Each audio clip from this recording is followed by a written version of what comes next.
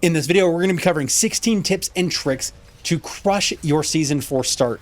This is going to be an absolutely incredible season, and so much has changed. I wanted to make sure that I compiled a ton of things that will actually be good, solid tips that you can use going into the season. So not only know about all the things that are coming, but also know what to do in early season. Now, probably one of the biggest sections is going to be around crafting, and I saved that for the end because I want to set it up right. There is so much that we have to understand kind of about the big changes that once we get to the crafting, we'll see how we can push to absolutely incredible builds. But let's start with the very first thing everybody has to do, and that is leveling. So the very first thing to understand is that leveling has massively increased yet again. They have made a crazy boost to the game overall, to the density in different areas, to the push every world tier. There's a giant boost that there wasn't there before. Getting to level 100 will be easier than ever. If you have not done it yet, this will be the season. Or if you just want to play multiple classes and feel what it's like to have crazy builds, this is going to be the season for it. Now, where do we get the most optimal leveling? What is going to have the highest speed for getting into that end game and really crushing out those world tier 3 and 4? And the answer for this season is going to be Hell Tides. Now, if you guys remember season 2, we had the Blood Harvest, which was one of my favorite seasonal ads. They have basically taken the Blood Harvest and the Hell Tides and had them have a baby.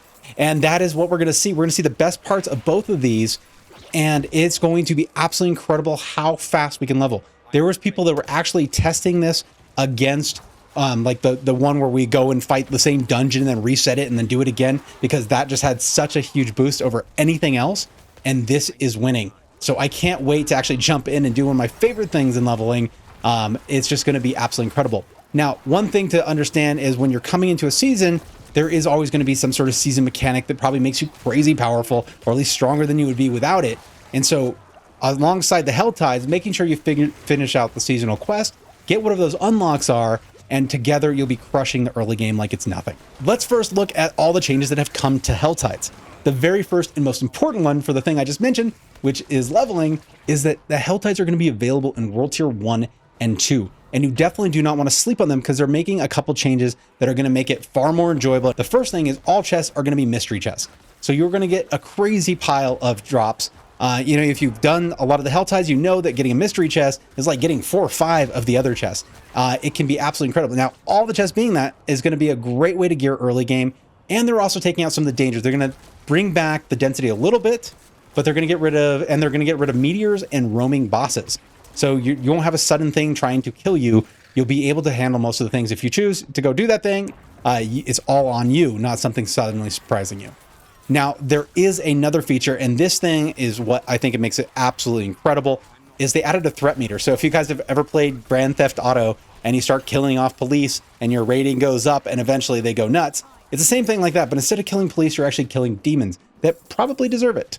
So what we're going to do is, as you come in, if you can clear mobs faster, this meter goes up faster. If you can do that, you get way more density. You get a bunch of things that they'll basically spring on you. The hordes of hell will start to come and collect after you getting more and more experience. This just drives up an absolutely incredible experience in early game. So there's 2 additional events that have been added to the Hell Tides. One is one of those blood drain things where you jump into the yellow circle, and as long as you stay inside, it has a connected little cord, and it drains you of life faster and faster. The longer you stay, the more it drains. And you try to hold on and see if you can stay to the end where a mini boss will show up. So that's one of the first events. The next one is kind of like the fire traps we saw in season 3, where they had like the little cone like blast where it would same thing, you're in the yellow circle. It would show you where it's about to spread a ton of fire and just push from the center. And then it also then adds these bars of a fire that like kind of rotate around, just like a 3 of them, kind of like in that. And they rotate around and they're trying to kill you while many monsters are trying to come after you. And then finally, even meteors start coming down on you. It's absolutely nuts. The density is through the freaking roof. And then it's followed off by a great little boss ending. So I call that one Fire Hell. Now, if you check with Blizzard, they're probably going to tell you that's not the actual name. But what do they know? Remember when they told us the game was totally ready for launch? Just kidding. So those are the 2 events that you're going to see in Hell Tides. When you see them, make sure you go after them. They are just a ton of experience.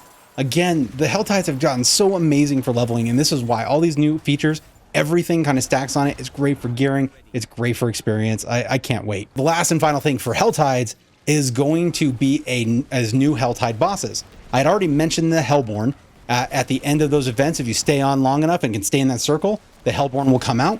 Also, when we have that threat meter that keeps going up and ramping up how many monsters are being thrown at you, if you can stay all the way to the end and hold on, eventually a giant swarm will come after you and the Hellborn will actually rise. Killing Hellborns are very similar to Bloodseekers. They are tough though. Like I remember thinking that the Bloodseekers are a little bit easier than this, but it is a cool little battle at the end and well worth it. But tons of minions, tons of experience. The second thing that they're going to add as a boss is one of the coolest things. One of my favorite bosses I have fought yet. It is just an absolute blast. And the fact that it is in Helltides, in an open world with everybody to kind of jump in, not just in parties, it was amazing. And so if you remember season 2, we were able to summon a bunch of the Bloodseekers all at once and a ton of monsters if we hit the 3 altars. And then just the storm that would come out of it. If you kept running those, you just had more gear than you know what to do with. It was a great way for definitely when you entered a world tier to get every one of your pieces kind of set up and get you moving into that world tier. They have brought that back. And what is called is the accursed ritual. And so there's these items that will drop while you're doing the different things in Helltides. And then you bring it to these altars again, and it will start to summon a Blood Maiden. Right when it starts to summon, it'll load a bunch of Hellborn that will come after you. Once the maiden comes out, tons of monsters, it's crazy, but once the maiden comes out, she can also raise more Hellborn, and so it just becomes this crazy, like, insane battle. And I think she is harder than most of the world bosses. It was just nuts. It was definitely something when I showed up and I was starting it alone, I was like, I hope somebody shows up. It is a really cool battle. Do not miss these. When you see them or somebody else launches it, it's going to give us that same indicator on the map, that little white circle. You just can run to it and see that the event's going off. Anytime you get that chance, this is going to be a crazy way to get a ton of experience. The density is insane and a ton of gear is going to drop. So do not miss out. That brings us to endgame. After we leveled all the way, we are going to be at a level 100. And this season, there's actually going to be some real stuff to do right off the bat. And that is going to be the pit. If you ever played Diablo 3 and played the Greater Rifts, it's very similar to that. They've taken the timer down. It's a 10-minute timer you race against to kill as many monsters as you can. You don't have to pick up any loot or anything. You're just racing to the end to beat enough monsters to then open up a special rift to the boss, which is a new concept. They've definitely upgraded it from what was in Greater Rifts by themselves. You beat that boss. If you beat him fast enough, you get major jumps in how many levels of the pit you can go down. There's hundreds of levels. It is a great place to push your build to the absolute limit and just definitely get ready to spend a ton of time here. This is where you're going to be grinding out those min-max builds to just be absolutely insane. Cool. So they also brought an additional surprise to us, and that is that they are taking the bosses to a whole new freaking level. There is a tormented version of the bosses.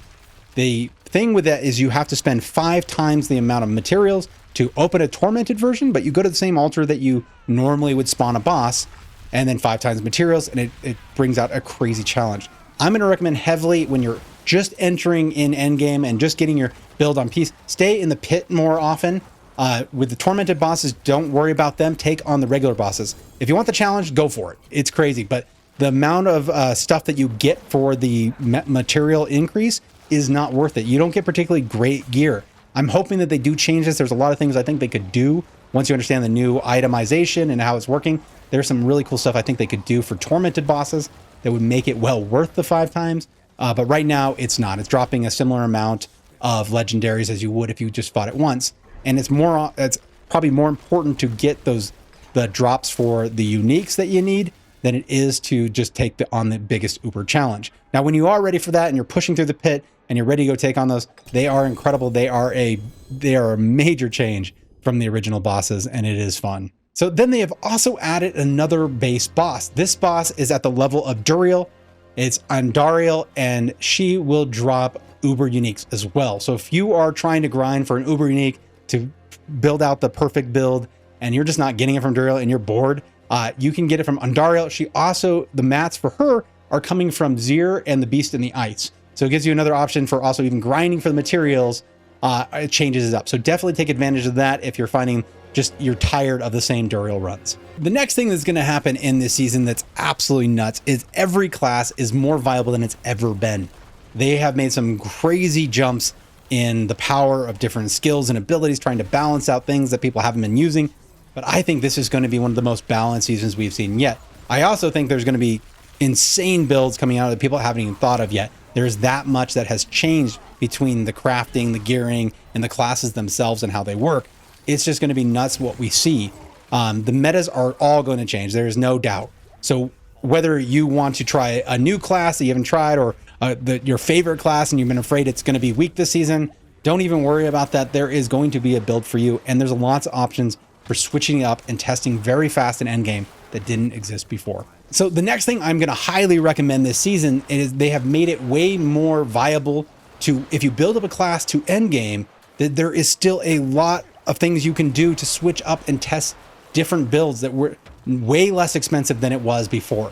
It makes it actually a true opportunity, and that's because of the changes that they've made in gearing, and we're going to go into that now. So the first thing to understand about gear in Season 4 is that less is more. They've done some crazy cool things to make it so we're not sorting as much gear, but have a much higher chance of getting what we actually need. So drops across the board are dropping.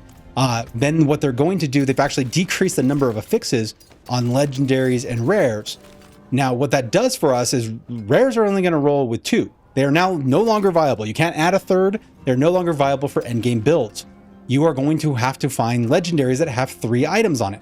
Now, the affixes are now in a smaller pool as well, of things that are actually very viable for just builds in general, not just for this one special super case or this one obscure ability you may not even be using.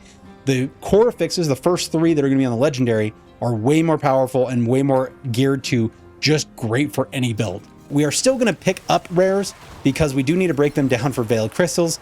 There has been a major issue with veiled crystals, and just the rarity of them, or how many you need versus how many you get, is a little rough.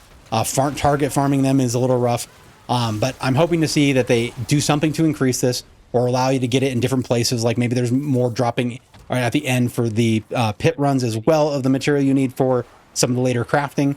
But it would be really cool if they could do that, because this will help us a ton. So this allows you just to basically quickly only look at legendaries, get rid of rares, and you're only making a decision about 3 affixes. You see what fits what you're looking for. A lot of them, I found that most of the things that rolled were at least viable for my build. I didn't feel like they were always best in slot, but I did feel like this made sense.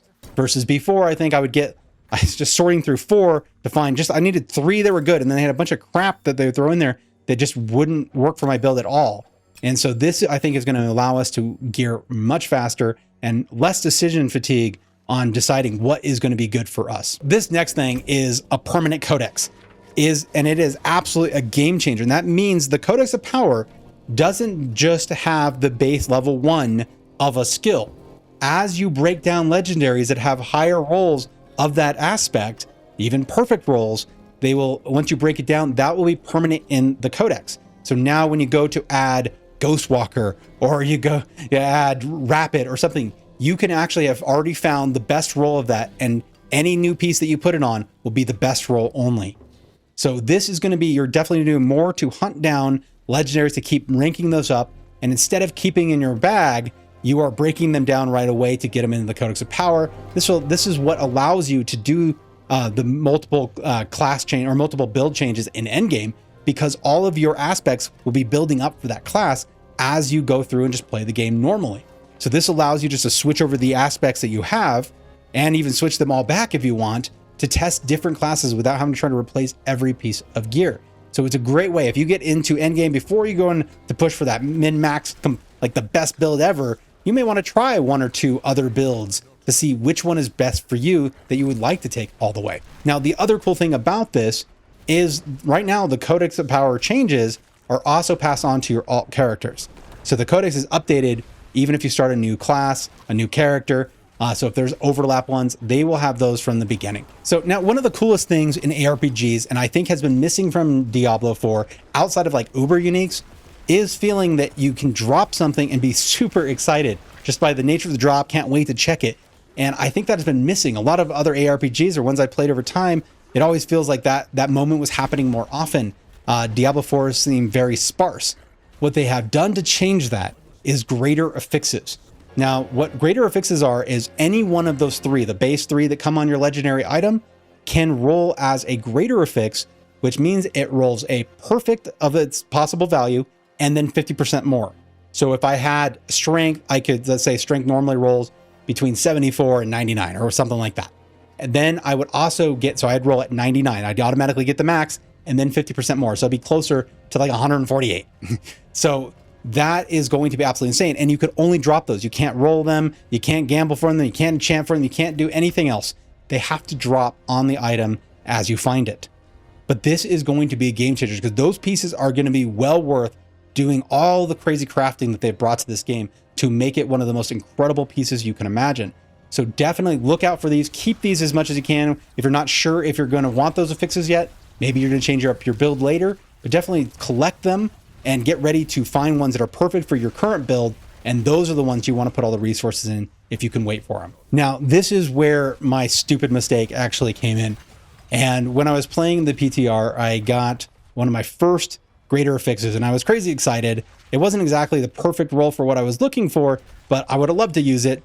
So I was hopeful that I could go enchant it and get the exact one that I wanted, at least the one I wanted to be the greater affix.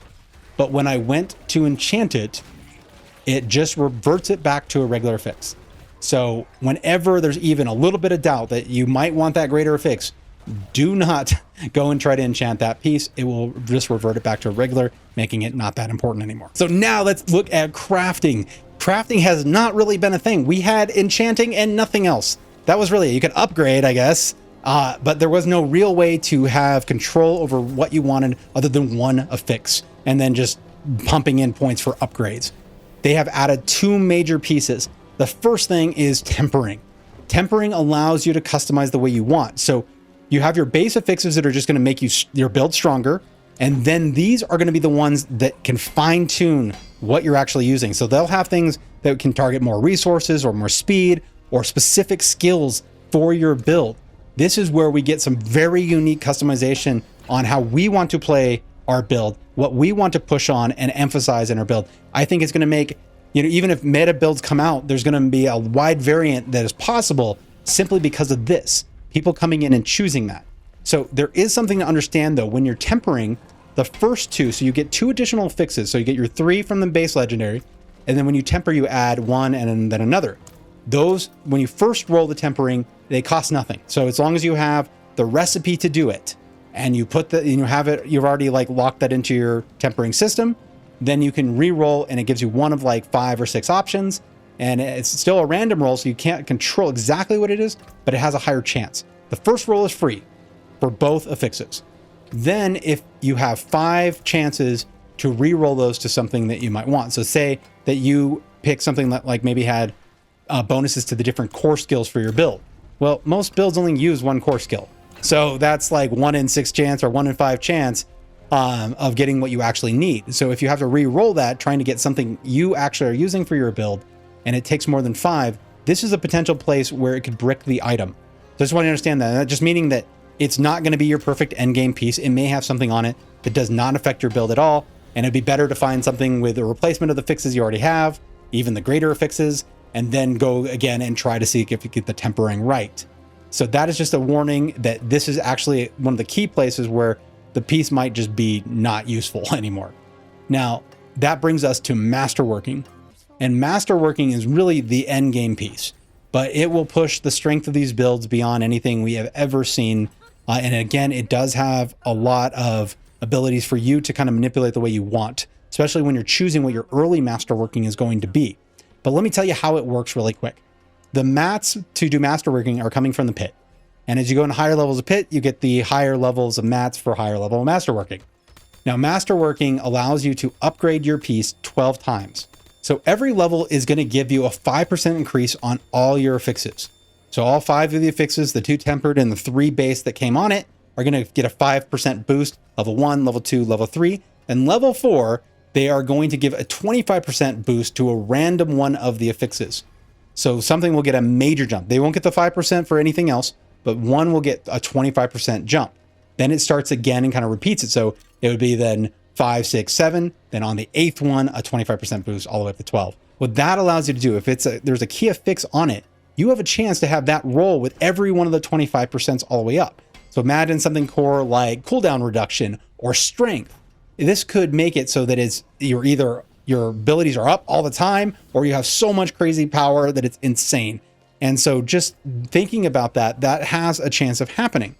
Now, what they've done in the masterworking that I think makes it super cool is there is a chance to reset on everything that's happened. You do have to then gamble again with the mats that you have and keep moving up and get those and hope that it's a different affix, the one you want, that levels up at that time. Now, when you do choose to use the reset, you are resetting all of you do not get the materials back.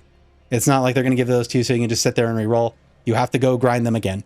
But this is one of the cool things, though. The pit is where you get the materials, and the masterworking is something you can do right outside the pit. This is one of the greatest feedback systems I have seen in this game, and that allows you to go test your build, feel what's wrong, and actually choose appropriately what gear you can start to masterwork to basically round out your skills or your ability or your strength or your defense, whatever it is that you're missing, so that you can get a very strong build and keep pushing through the pit. Now, the main secret here is if you want a big boost in it, target one piece at a time and at least get to that 4th level, because that 25% increase can be nuts. And so instead of taking one piece and taking all the way to level 12, I would push as many to level 4 and just target on one, pick your weapon, pick your additional weapons, pick your armor, and just keep taking those 4 wherever you think the stats, the affix on those are going to have the biggest impact for what you're looking for in the pit. Now, this next part is probably the most important thing. Once we understand everything that's going on here, where we're leveling, what is happening on the in the end game, what is happening with crafting and gearing, it's just going to be nuts.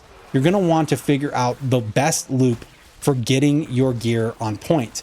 And so here is really how it works. So now that you understand all these pieces, the first thing you want to have happen is you want to find a greater affix. If you are lucky enough, there is ones that drop with all 3 being all greater affixes, all 3 affixes on that. That's going to be nuts. But you're probably more likely to find 1 or 2. If you ever get 3, that'd be nuts. But that's where I would start with a piece that is perfect. If those affixes that it has as greater affixes are what I need for my build or best in slot for me, then that's where I start to actually build that up. Then I'm going to go into the tempering.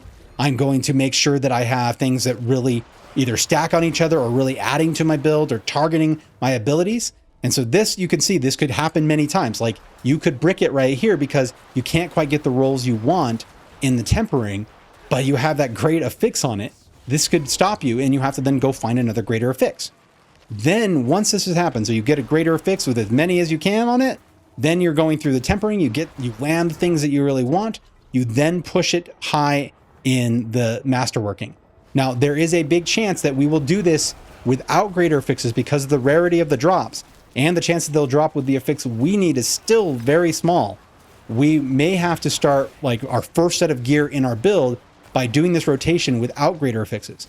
But as soon as you can, you want to go through and replace each piece you can with a greater affix. So that means by the time we get all of our gear to absolutely on point, we're going to be doing a ton of masterworking, and that means a lot of pit runs, because that's where the materials come from. If you guys want to check out this video where I go live and walk through the pit in-game, check it out here.